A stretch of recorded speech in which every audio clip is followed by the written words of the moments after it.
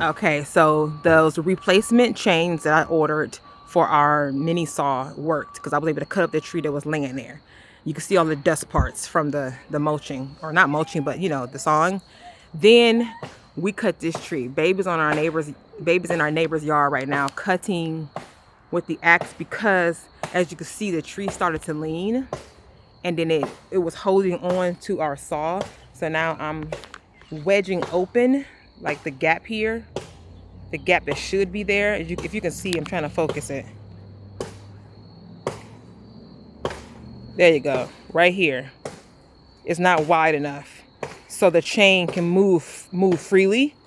So he's over there with the axe. That axe has still been a blessing for us. Even though we don't like to use the axe, it still has been working.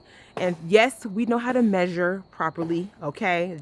Algebra, geometry is really maybe a little trig, but I guess we do use it later on in life, depending on what you're doing. We was able to see with our angles, and that the higher we cut up on the tree, the less space we're going to need, whether it fell into her yard, which it actually ended up doing.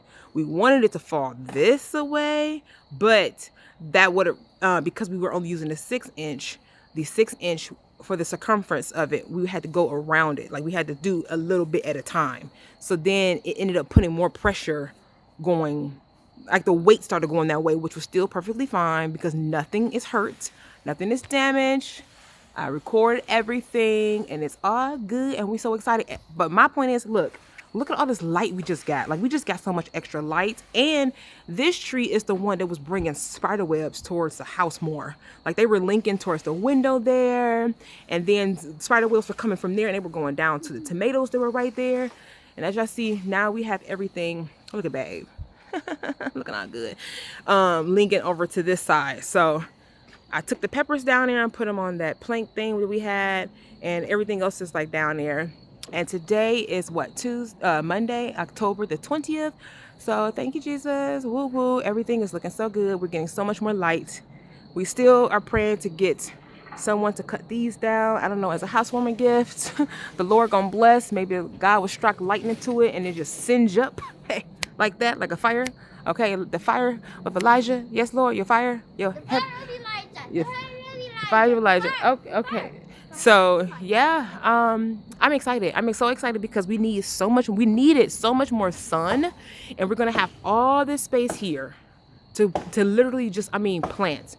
I mean, containers, the wide ones, the long ones, maybe some galvanized containers, and just grow, y'all. I'm so excited. Ugh, peace and blessings in Jesus. Do what you can do. Be grateful what you have. Use what God has already put in you, okay? Use what the Lord has already put in you. I'm just so excited because if I would have just sat around thinking like, oh, we can't afford this, oh, we can't afford that, I would just be bummed out and then wouldn't be accomplishing anything.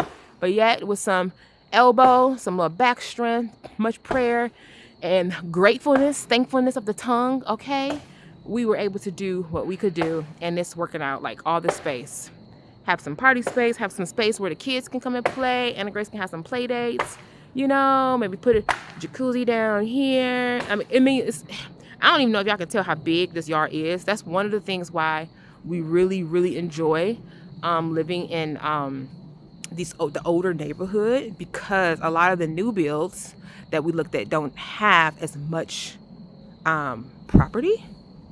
Our house is the same size it was when we were living in the other city before we moved over here. Yet, since we were able to utilize our garage and make it a basement, that's another project to work on. But we are just so grateful. Like every day I'm trying to find something to be grateful about, or to be specific in my words about. So I pray y'all are blessed with that too, because God don't like complaining. You know how people say God hate ugliness or God hate ugly? No, he hates complaining, because he ain't making nothing ugly. All right, so love you guys. Peace and blessings in Jesus.